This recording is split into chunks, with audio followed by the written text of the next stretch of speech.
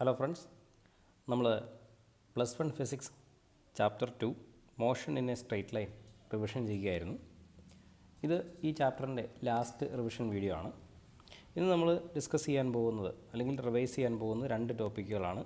ശേഷിക്കുന്ന രണ്ട് ടോപ്പിക്കുകൾ, ഒന്ന് സ്റ്റോപ്പിംഗ് ഡിസ്റ്റൻസ്, മറ്റൊന്ന് മോഷൻ അണ്ടർ ഫ്രീ ഫോൾ.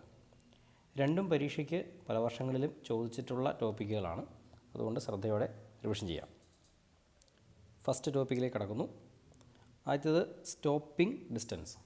അപ്പോൾ പരീക്ഷയ്ക്ക് നമുക്ക് ആദ്യം അറിയേണ്ടത് സ്റ്റോപ്പിംഗ് ഡിസ്റ്റൻസിൻ്റെ ഒരു ഡെഫിനിഷനാണ്.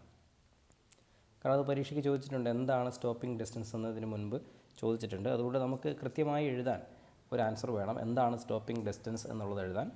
അപ്പോൾ ഇതാണ് ഒരു സിമ്പിൾ ടേംസിലുള്ള ഒരു സ്റ്റേറ്റ്മെൻറ്റ് അല്ലെങ്കിൽ ഡെഫിനിഷൻ ഇങ്ങനെയാണ്: when brakes are applied to a moving vehicle, the distance it travels before stopping is called stopping distance. മലയാളത്തിൽ പറഞ്ഞാൽ, ഓടിക്കൊണ്ടിരുന്ന ഒരു വാഹനത്തിൽ ബ്രേക്ക് അപ്ലൈ ചെയ്യാൻ തുടങ്ങുമ്പോൾ ആ തുടങ്ങിയ ആ സ്ഥലം മുതൽ വാഹനം സ്പീഡ് കുറഞ്ഞ് വന്ന് നിന്ന ഒരു സ്ഥലം ഉണ്ടാവില്ല, അവിടം വരെയുള്ള ദൂരമാണ്. ഒന്നുകൂടെ ഒന്ന് വിശദീകരിക്കാൻ ശ്രമിച്ചാൽ, ഇത് റോഡാണെന്ന് വിചാരിക്കുക. നമ്മുടെ വാഹനം ഇവിടെ എത്തിയപ്പോൾ, ഒരു കാർ ഇവിടെ എത്തിയപ്പോൾ നമ്മൾ എന്ത് ചെയ്തു? ബ്രേക്ക് അപ്ലൈ ചെയ്തു. എന്നാൽ അവിടെ നിന്ന് കുറേ ദൂരം കൂടെ സഞ്ചരിച്ച് ഇവിടെ എത്തിയപ്പോഴാണ് വാഹനം നിന്നത് എന്ന് വിചാരിക്കുക. ഇവിടെ ഈ കാറിൻ്റെ വെലോസിറ്റി എന്ന് പറയുന്നത് 0 ആണ്. ഇവിടെയാണ് ബ്രേക്ക് അപ്ലൈ ചെയ്യാൻ തുടങ്ങിയത്.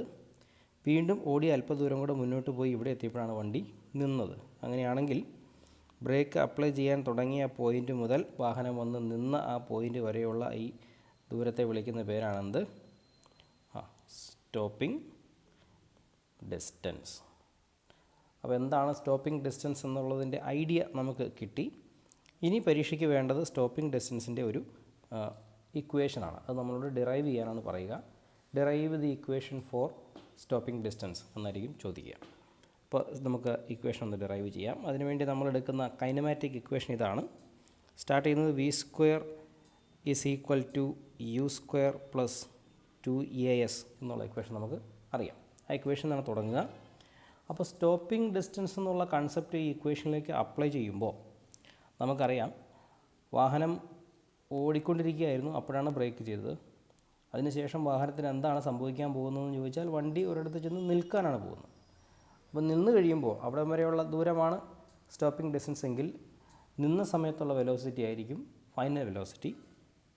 ആ വെലോസിറ്റി 0 ആണ്, കാരണം വാഹനം നിന്നുവല്ലോ. അപ്പോൾ v = 0 എന്ന കൺസെപ്റ്റ്, അല്ലെങ്കിൽ v = 0 ആണെന്ന് നമുക്ക് ഓൾറെഡി അറിയാം. അപ്പോൾ അത് അപ്ലൈ ചെയ്യുമ്പോൾ 0 = u² + 2as എന്ന് കിട്ടുന്നു. ഇക്വേഷൻ മാനിപ്പുലേറ്റ് ചെയ്യുകയാണ്, ശ്രദ്ധിച്ചോളുക. u ലെഫ്റ്റ് ഹാൻഡ് സൈഡിലേക്ക് മാറ്റുമ്പോൾ -u² = 2as എന്ന് കിട്ടും. ഇനി വളരെ സിമ്പിളായിട്ട് ഇവിടെ നിന്ന് നമുക്ക് ഫൈനൽ ഇക്വേഷൻ എടുത്ത് എഴുതാം. s = -u² / 2a. ഇതാണ് നമ്മുടെ സ്റ്റോപ്പിംഗ് ഡിസ്റ്റൻസിനുള്ള ഇക്വേഷൻ.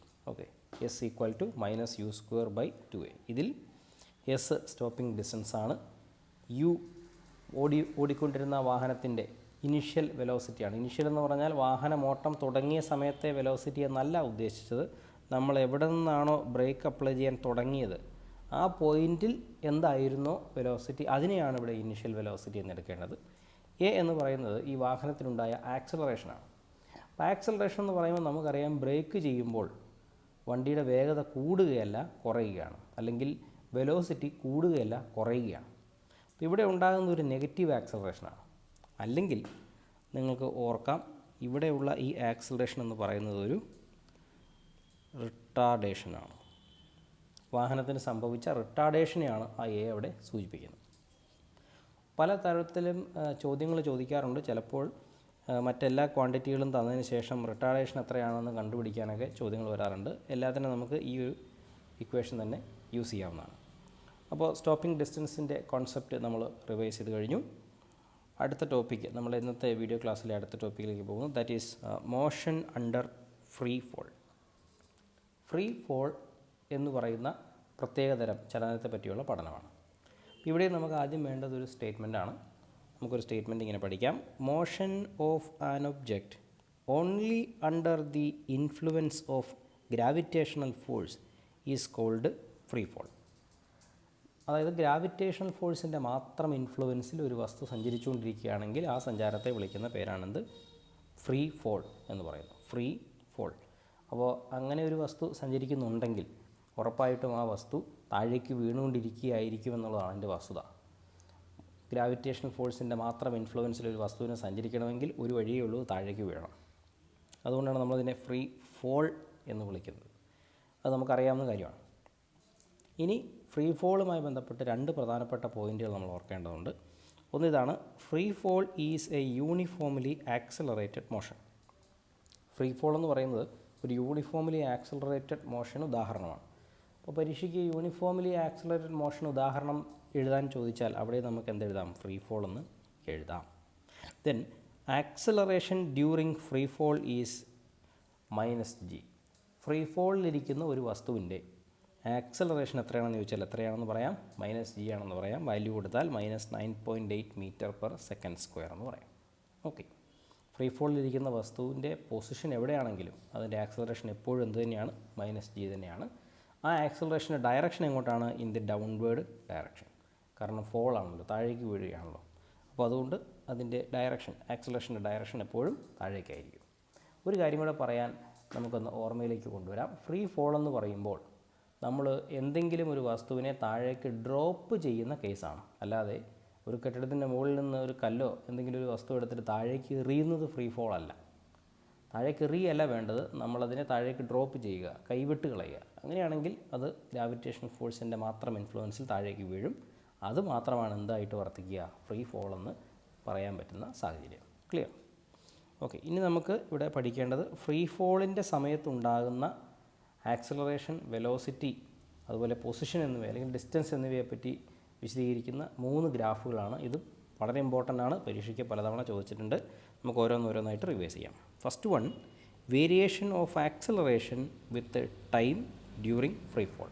ഫ്രീ ഫോൾ സമയത്തെ ആക്സിലറേഷൻ വേഴ്സസ് ടൈം ഗ്രാഫ് വരയ്ക്കാനാണ് പറഞ്ഞിരിക്കുന്നത്. നമുക്ക് വരയ്ക്കാം.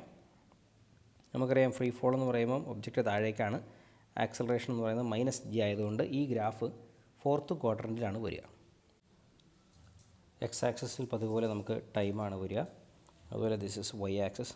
ആക്ച്വലി ഇത് -y ആക്സിസ് അല്ലെങ്കിൽ നെഗറ്റീവ് y ആക്സിസ് ആണ്. നമ്മൾ ഈ ഗ്രാഫ് വരയ്ക്കുന്നത് 4th ക്വാഡ്രൻറ്റിലാണ്. y ആക്സിസിൽ നമുക്ക് ആക്സിലറേഷനാണ്. ഗ്രാഫാണ് നമ്മൾ ശ്രദ്ധിക്കേണ്ടത്. ഒരു കാര്യം നമ്മൾ ആദ്യമേ പറഞ്ഞു കഴിഞ്ഞു. ഫ്രീ ഫോൾ എന്ന് പറഞ്ഞു കഴിഞ്ഞാൽ ദാറ്റ് ഈസ് യൂണിഫോംലി ആക്സിലറേറ്റഡ് മോഷനാണ്. യൂണിഫോംലി ആക്സിലറേറ്റഡ് മോഷനാണ് എന്ന് പറഞ്ഞാൽ ആക്സിലറേഷൻ ഈസ് എ കോൺസ്റ്റൻറ്റ്. നമ്മുടെ ഫ്രീ ഫോളിലിരിക്കുന്ന ഒബ്ജക്റ്റിൻ്റെ ആക്സിലറേഷൻ എന്ന് പറയുന്നത് എങ്ങനെയാണ്? കോൺസ്റ്റൻ്റ് ആണ്. അതുകൊണ്ട് ഗ്രാഫ് എങ്ങനെ ആയിരിക്കണം എന്നുള്ളത് അപ്പം തന്നെ നമ്മുടെ മൈൻഡിൽ വന്നു കഴിഞ്ഞു. Graph should be a straight line. അപ്പോൾ പതിവുപോലെ ഇവിടെ graph should be a straight line. അവിടെയുള്ള വാല്യൂ നമുക്കറിയാം, ദറ്റ് ഈസ് -9.8 m/s². ഓക്കെ. അപ്പോൾ ഇതാണ് നമ്മുടെ ഫ്രീ ഫോളിലുള്ള ഒബ്ജക്റ്റിൻ്റെ ആക്സിലറേഷൻ വേഴ്സസ് ടൈം ഗ്രാഫ്. പരീക്ഷയ്ക്ക് ഇത് ചോദിച്ചിട്ടുണ്ട്, അതുകൊണ്ടത് വൃത്തിയായിട്ട് പഠിക്കണം. രണ്ടാമത്തെ ഗ്രാഫ് എന്ന് പറയുന്നത് variation of velocity with time during free fall. ഒറ്റ വാക്കിൽ പറഞ്ഞാൽ ഫ്രീ ഫോളിലുള്ള വസ്തുവിൻ്റെ വെലോസിറ്റി ടൈം ഗ്രാഫ് വരയ്ക്കുക. ഓക്കെ. ഈ ഗ്രാഫും നമ്മൾ വരയ്ക്കുന്നത് 4th ക്വാഡ്രൻറ്റിലാണ് എന്ന് മറക്കാതെ ഓർക്കുക. എക്സ് ആക്സിസിൽ ടൈമാണ്, നെഗറ്റീവ് വൈ ആക്സിസിൽ വെലോസിറ്റിയാണ്. നെഗറ്റീവ് വൈ ആക്സിസ് ആണ്, അതുകൊണ്ട് നമുക്കൊരു മൈനസ് കൊടുക്കാം വെലോസിറ്റിക്ക്, ഒറിജിനുണ്ട്. യൂണിഫോംലി ആക്സിലറേറ്റഡ് മോഷൻ എന്ന് പറയുമ്പോൾ ഇവിടെ നമ്മൾ 1-2 പോയിൻറ്റുകൾ മുൻ ക്ലാസ്സുകളിൽ പഠിച്ച, അതായത് ഈ VT ഗ്രാഫുമായി ബന്ധപ്പെട്ട് പഠിച്ച കാര്യങ്ങളൊന്ന് ഓർമ്മയിലേക്ക് കൊണ്ടുവരികയാണ്. നമുക്കറിയാവുന്ന ചില വസ്തുതകൾ ഇതൊക്കെയാണ്. ഫ്രീ ഫോൾ ആണ്, അതുകൊണ്ട് ആക്സിലറേഷൻ എങ്ങനെയാണ്? ആക്സിലറേഷൻ കോൺസ്റ്റൻ്റ് ആണ്, അല്ലേ? ആക്സിലറേഷൻ കോൺസ്റ്റൻ്റ് ആണ്. എന്നാൽ ഇവിടെ വരയ്ക്കാൻ പോകുന്ന ഒരു VT ഗ്രാഫാണ്. ഒരു VT ഗ്രാഫിൻ്റെ അല്ലെ VT ഗ്രാഫിൽ നിന്നും ആക്സിലറേഷൻ എങ്ങനെ കാണാമെന്ന് ചോദിച്ചു കഴിഞ്ഞാൽ സ്ലോപ്പാണ്. Slope is equal to acceleration from a VT graph. VT graph, ഒരു VT ഗ്രാഫിൻ്റെ സ്ലോപ്പ് എന്ന് പറയുന്നത് ആക്സിലറേഷൻ. അപ്പം നമുക്ക് മനസ്സിലായി ഇത് ഫ്രീ ഫോൾ ആയതുകൊണ്ട് ആ ആക്സലറേഷൻ കോൺസ്റ്റൻ്റ് ആണ്. വി ടി ഗ്രാഫിൻ്റെ സ്ലോപ്പാണ് ആക്സലറേഷൻ. അപ്പോൾ നമുക്ക് മനസ്സിലാക്കാം slope of V T graph is a constant. Clear. അപ്പോൾ നമ്മളിവിടെ വരയ്ക്കാൻ പോകുന്ന ഈ വി ടി ഗ്രാഫിൻ്റെ ചരിവ് അല്ലെങ്കിൽ സ്ലോപ്പ് എങ്ങനെയായിരിക്കണം? കോൺസ്റ്റൻ്റ് ആയിരിക്കണം. ഒരേ ചരിവിലായിരിക്കണം പോകേണ്ടത്. The graph will be of this shape. Okay, ഇതായിരിക്കും ഓൾമോസ്റ്റ് നമ്മുടെ ഫ്രീ ഫോളിലുള്ള ഒബ്ജക്റ്റിൻ്റെ വെലോസിറ്റി ടൈം ഗ്രാഫ് എന്ന് പറയുന്നത്. ഓക്കെ, സ്ട്രെയിറ്റ് ലൈൻ ആയിരിക്കണം എന്നുള്ളതാണ് പ്രത്യേകം ശ്രദ്ധിക്കേണ്ടത്, അഥവാ സ്ലോപ്പ് കോൺസ്റ്റൻ്റ് ആയിരിക്കണം. മൂന്നാമത് ഒരു ഗ്രാഫ് കൂടെ നമുക്ക് ഫ്രീ ഫോളിൽ നിന്ന് പഠിക്കാനുണ്ട്. That would be variation of distance with the time during free fall. Free ഫോളിലുള്ള ഡിസ്റ്റൻസ് വേഴ്സസ് ടൈം ഗ്രാഫ്, ഇതും പരീക്ഷയ്ക്ക് ചോദിച്ചിട്ടുണ്ട്. ഇൻഫാക്റ്റ് ഈ ഗ്രാഫും നമ്മൾ ഒബ്വിയസ്ലി ഫോർത്ത് ക്വാർട്ടറിലായിരിക്കും വരയ്ക്കുക.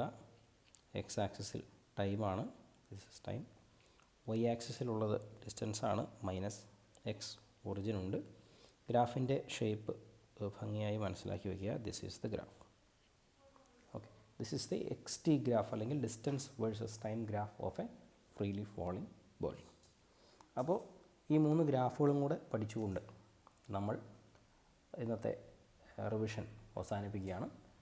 Motion in A straight line എന്നുള്ള രണ്ടാമത്തെ ചാപ്റ്ററിൻ്റെ റിവിഷൻ നമ്മൾ ഈ വീഡിയോ ക്ലാസ്സോടുകൂടി പൂർണ്ണമാക്കുകയാണ്. അടുത്ത വീഡിയോ ക്ലാസ് മുതൽ മോഷൻ ഇൻ എ പ്ലെയിൻ എന്നുള്ള ചാപ്റ്ററിൻ്റെ റിവിഷനിലേക്ക് നമ്മൾ കടക്കും. ഓക്കെ, നന്നായി പഠിക്കുക. സംശയങ്ങളുണ്ടെങ്കിൽ കമൻറ്റ് ബോക്സിൽ അറിയിക്കാം. നന്നായി പരീക്ഷ എഴുതാൻ സാധിക്കട്ടെ. അടുത്ത വീഡിയോ ക്ലാസ്സിൽ കാണാം. Thank you.